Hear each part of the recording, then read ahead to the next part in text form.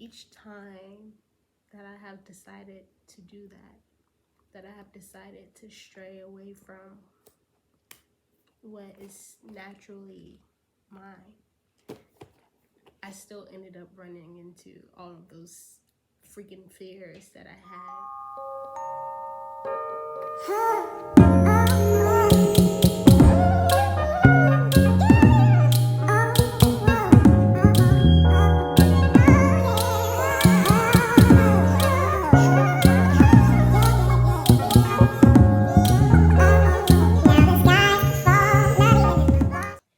Hey y'all, welcome to a new episode of The Life with Chanel. So, on today's episode, we are going to be reading a piece that I wrote called I Believe What You Told Me. I wrote this piece because there was a major unexpected change that I experienced, and the situation itself, normally when I would go through this form of issue, I would, give up on myself and, just second guess myself. And this time around, I was like, no, I cannot base my self-worth based off of someone else's opinion of me. I cannot base who I am off of someone else's thought of me. Like, who I am is who I am, and it's who God has called me to be. And that's what I have to remember. That's what I believe. I believe what you told me. Like, God, I believe what you told me about me. And so yeah, that's how this piece came about.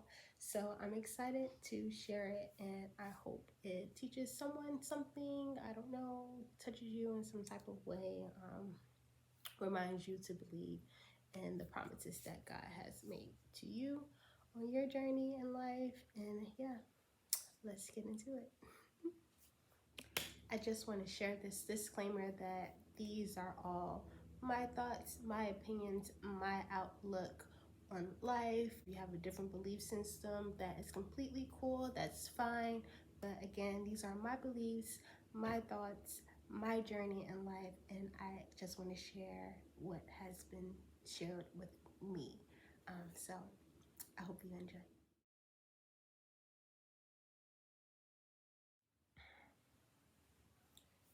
It's the middle of the day, and I find myself listening to Sarah Jake Roberts. I love listening to her. She reminds me that even when you're unsure of what is going to happen, or just feeling some anxiety, to trust in the purpose God has for you and to show up anyway. I was listening to her sermon called Broken Open. In this teaching, she explained how something needs to be destroyed before the next new thing can come in. That stuck to me because lately I've been feeling it's time for something new for me. I know it is. I've been getting all the signs, but I just can't crack the code. I'm like, God, what am I missing? So God tells me to open my journal to a page.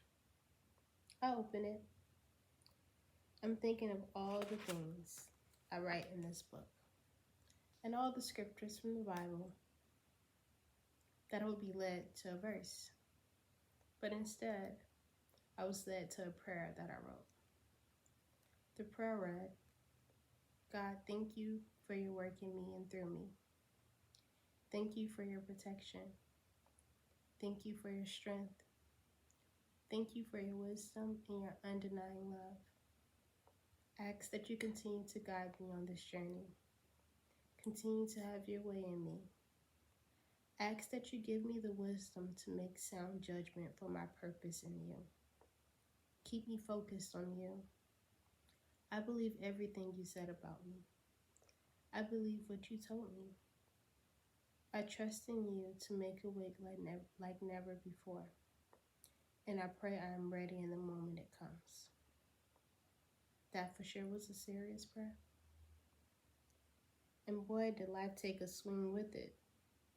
I was succeeding like I never could have imagined. Then there was a change that I never thought would have happened. That happened. It was destruction time.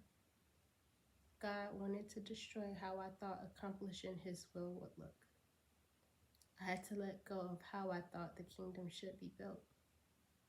You see, the promise of what God told me has never changed, but the path to how to get there was limitless. So I chose the one that I thought looked the best.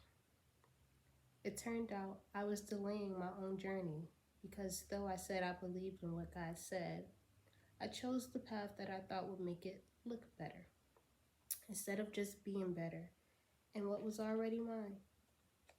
I needed to destroy the, the need of validation by status of others. They say life is a maze, but even in the maze, there is a path. Destroying the need of validation put me back on my path. It was never enough to just believe what God told me. I had to walk the path too. So, after I believe what you told me, it was just still like in my spirit for like a couple of days. I just really had to like sit in it, like the self-realization that, I'm not getting to where I want to be in life because of me, not because of anybody else, but because of me. And then a few days later, I wrote another entry called Focus on the Path. So I wrote, I have to be honest. There are times that we receive a message and instead of believing and leaning on faith, we go back to what is comfortable. We no longer focus on the actual goal, but instead take paths that appear as progress, just to seem like we are getting further along. I am 100% guilty of this. I have this habit of sometimes just saying, since I can't see progress, there is no progress. Instead of pushing forward, I go back to the things that I have already succeeded in because I know I am successful in it. And as I do the same things that led me to success once before, I see the same process just to make it to the end, and there's no actual progress for me. So God told me to go read Leviticus 26 and 14. And the title was Punishment for Disobedience. And I was like, that's a strong topic for me to take in. And then I started to read. And as I read the words, self-realization started to weigh on me. All the times I blamed not being successful in areas that I never should have even been in, but pursued because of comfortability. But as I continued to read the chapter, God also showed me something else. That by acknowledging my own sin in this journey of not pursuing His will, He would keep His promise that He made before, because the goal of God is to fulfill His covenant. And by His acknowledging we went off path, it's the way to get back on path. So, yeah, I wrote that piece, and I have a lot of journals. Even right now in front of me, I have 3 different journals. I write all the time. And, to be honest, I feel that God is asking me to share a lot of the things that I write. Just sharing, what He shares with me. And I don't do it. Like, full transparency. I don't do it. I don't do it because of fear of what people may say or what they may think, and who does she think she is? And it's like those fears of me not sharing what I'm being asked to share, I pursue other things in life that I think will be more fulfilling because it looks better. It looks easier. Like, I know I can do that. So, I'm going to do that instead of sharing these things that I write, right? And each time that I have decided to do that I have decided to stray away from what is naturally mine, I still ended up running into all of those freaking fears that I had from sharing.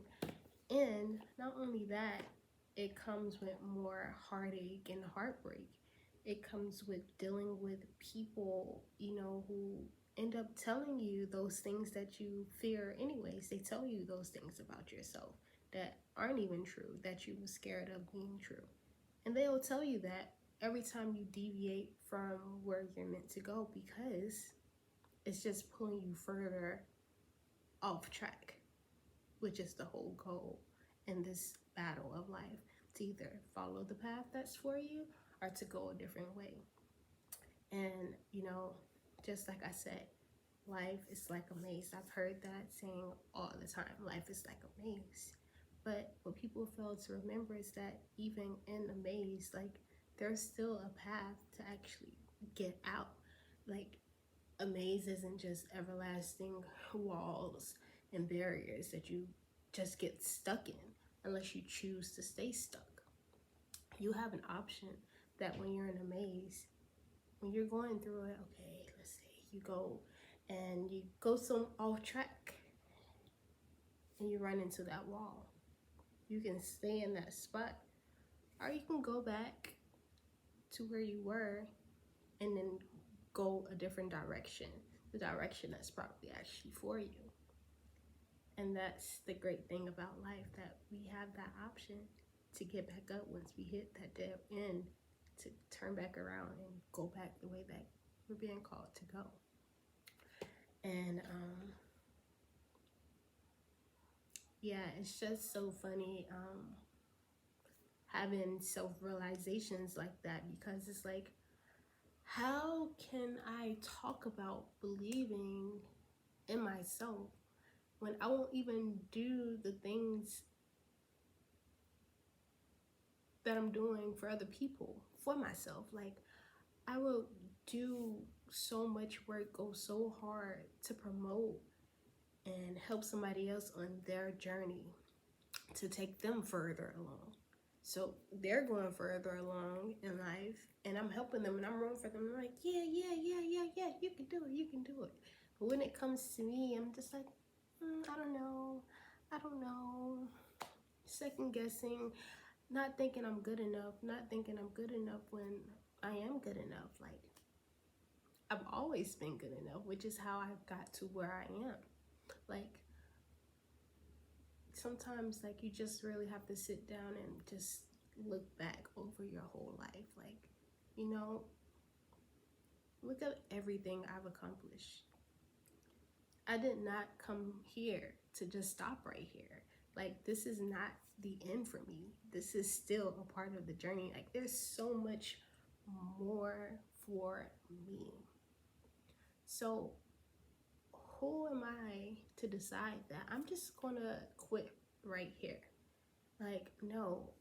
If I want to believe that there's more for me, then I'm going to go find it. And I'm going to trust that this thing that God has given me is actually going to lead me there by doing it every single time. Even when I don't want to, even when I'm scared to, I just got to do it. Like, I've been scared on multiple jobs. Like, this is perfect example of God, like, showing you that he already made a promise to you and it's going to be fulfilled, and you are blocking your own blessings by your fears. So let's say, for example, I was working for this company, right? And I was new. I didn't know much about the industry that I was in, but I prayed. Like, I pray all the time, like, God, just get me through this. Like, I know I'm going to be fine. Like, just get me through this. Just get me through this.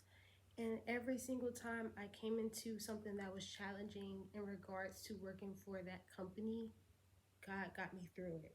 Anytime somebody told me no, God came and was like, yep. Anytime something wasn't looking like it was going to work out, it worked out. Like every single time.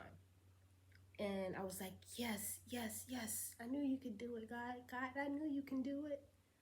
But in the same instance, God would be like, all right, now I need you to do this for me. And I'm just like, I don't know, God.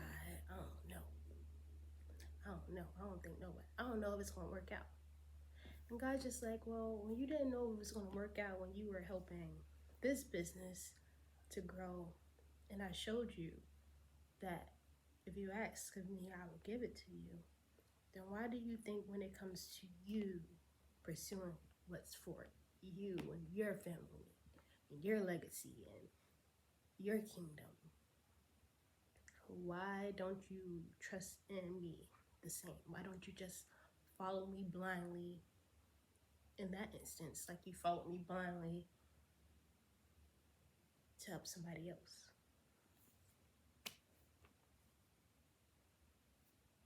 And there's honestly no answer to that. There's none, other than I just got to get it together. And, you know, you, whoever hears this, maybe it seems like it's time for you to get it together too.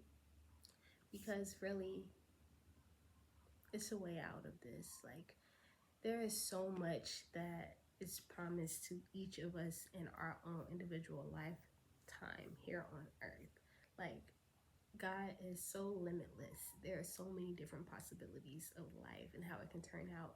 In your dreams, like, every one of us can accomplish our own dreams. Like, my dreams are different from your dreams are different from my dreams, but no matter what, the promise of God is still the same. But instead of us following the path, we choose to deviate to what looks easier in the maze because it looks easier. Nobody wants, like, realistically, nobody wants life to be hard. And realistically, it's not even about life actually being hard. It's just about trusting God. Like, trusting that it's going to be okay and trusting that whatever is happening, like, there's a solution. Like, there's a different side.